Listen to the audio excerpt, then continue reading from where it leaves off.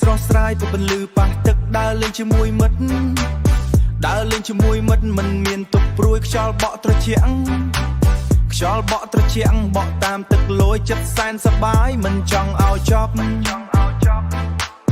ជិះទូកលេងទឹកនឹកទឹកកំពុងភ្លុកសំលេងសើចហើយសំលេងសើចហើយឆក់ចិត្តគ្រប់គ្នាញ៉ាំអាហារជុំគ្នាឆ្ងាញ់ពីសាខ្លាំង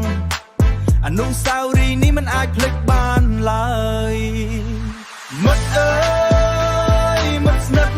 ក្នុងដួងចិត្តខ្ញុំថ្ងៃនេះយើងជុំគ្នាសប្បាយគ្មានទុក្ខព្រួយច្រៀងលេងលើទូកឮសំលើទូកឮសំឡេងភ្លេងរំភើបអារម្មណ៍កក់ក្ដៅដូចគ្រួសារតែមួយថ្ងៃលិចបន្តិចពន្លឺមាសលើទឹកមើលទៅមិត្តកាន់តែមានន័យមើលទៅមិត្តកាន់តែមានន័យពេលលាដែរបាននៅជាមួយគ្នាគឺជាអំណោយដ៏ល្អបំក្នុងជីវិត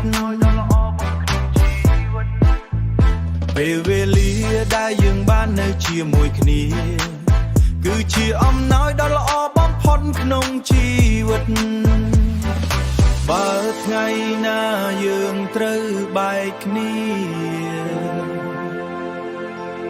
សូមចងចាំពេលវេលានេះទឹកកំពុងភ្លុកនឹងសំលេងសើច